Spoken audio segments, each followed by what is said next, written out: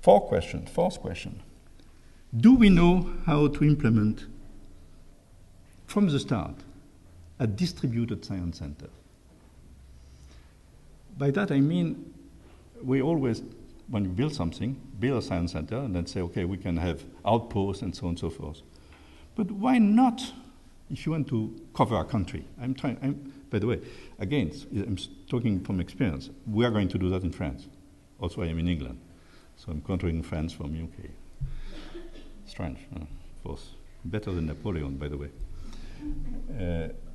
We started to put a new science center in Paris called Exploradome. Essentially, I came back in my country with my jacket, no money, and 10 years after, well, a few years after, we were able to have a science center, a small science center, mini science center, 600 square meter total, and now we just relocated it with 1,000 square meter, only 1,000 square meter. Cost of doing that, 3 million euros, a little bit more in US dollars, and I'll let you do the calculation in New Zealand dollars. And I understand in the Philippines it's a high price, but in many other countries it's relatively a small price. So the idea is now to go for not one, but 20 of them across the country. And how you can provide an expense which is affordable, a price of making that, because the problem with a small science center is that there is not much room for change.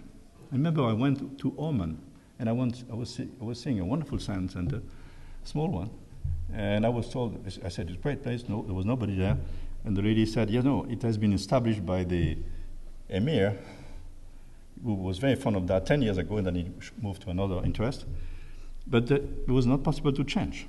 What to do with the exhibit? I mean, we're stuck. So you have to build in a change process. How do you do that? You create 10 places and you swap. And you create a built-in process of swapping. That's cheap. So in September, low time, you move the things all at once. Of course, you keep local things which are related to the local environment in the place. But the basic science exhibits, which are the bread and butter of what we do, you can make them rotated from one place to the other. And we're sort of doing that kind of things, and we've taken that kind of initiative. And finally, the last question about the culture of learning is, and it's a basic question, I'm used to say in the past, I was saying, we are a science center, but we are too much of a center, not enough working as a network, with a logic of a network. Here, I'm proposing things with a logic, not a goodwill. But are we good enough about science? So there was mention of some topics of interest. And I do believe, yesterday we had the chance of visiting the wonderful labs here.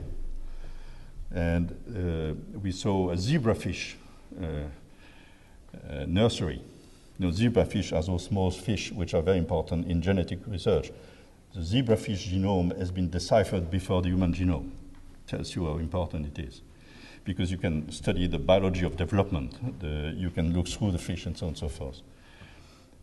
Well, it's something that you read in the newspaper, and people maybe sometimes say, what is a zebrafish? Most of the people have not seen a zebrafish. Once you start to see that, you connect with what you read, and you connect with how you read on radio and television and so on and so forth.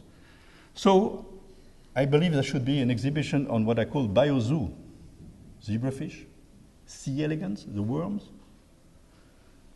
The C. elegans are very interesting because process of clean death has been studied on C. elegans. It's so important to die well, not for a person, of course for a person as well, but it's important for cells to die well and to be reused in the construction of new cells. So a lot of fundamental research is taking place with those animals. Therefore, the C. elegans genome, Cinebrenner, by the way, is the father of the worm, as he called himself.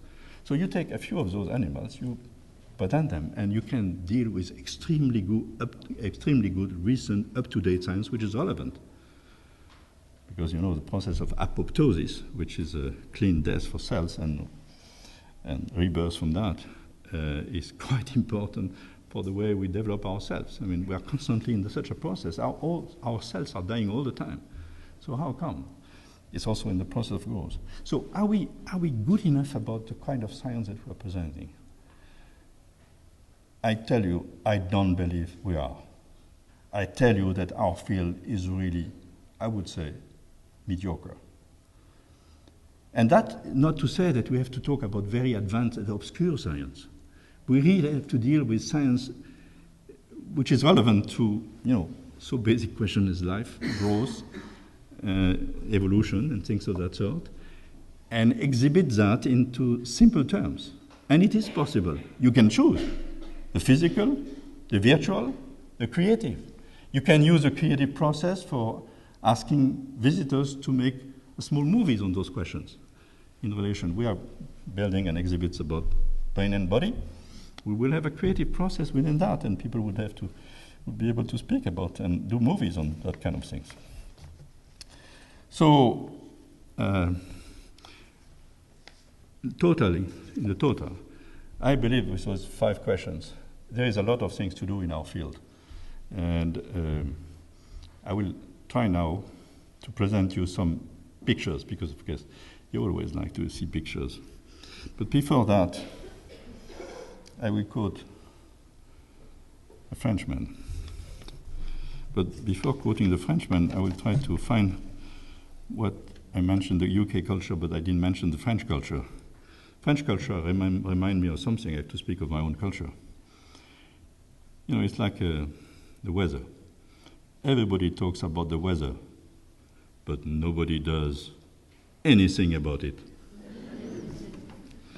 So, my quote of Paul Valéry, the French thinker, is direct.